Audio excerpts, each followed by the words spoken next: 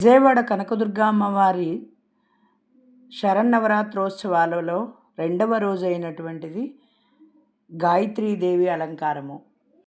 సర్వచైతన్య రూపాం తాం ఆద్యాం విద్యాం చ ధీమహి బుద్ధిం యా నః ప్రచోదయాత్ పరమేశ్వర విద్మహే పరతత్వాయ ధీమహి తన్నో బ్రహ్మ ప్రచోదయాత్ అంటూ అమ్మవారిని ధ్యానిస్తారు.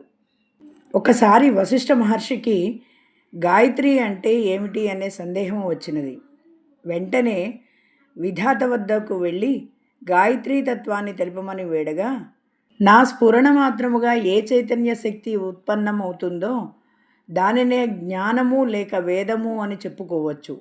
దీనినే గాయత్రి నామంతో వ్యవహరిస్తారు. నా నుండి అగ్ని, అగ్ని నుండి వాయువు, వాయువు నుండి ఓంకారము, ఓంకారముతో హృతి, హృతితో వ్యాహృతి, వ్యాహృతితో గాయత్రి, గాయత్రితో సావిత్రి, సావిత్రితో వేదాలు, వేదాలలో సమస్త క్రియలు ప్రవర్తితమవుతున్నాయి అని బ్రహ్మ తెలియజేశారు.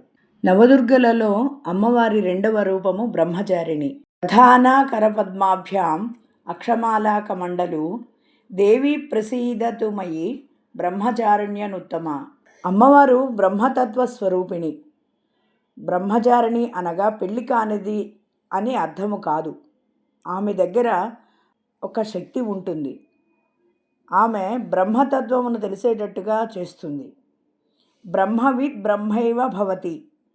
బ్రహ్మమును తెలుసుకుని బ్రహ్మము అవుతారు. బ్రహ్మము ఎరుకలోకి వచ్చేటట్లు చేసే తల్లికి బ్రహ్మచారిణి అని పేరు.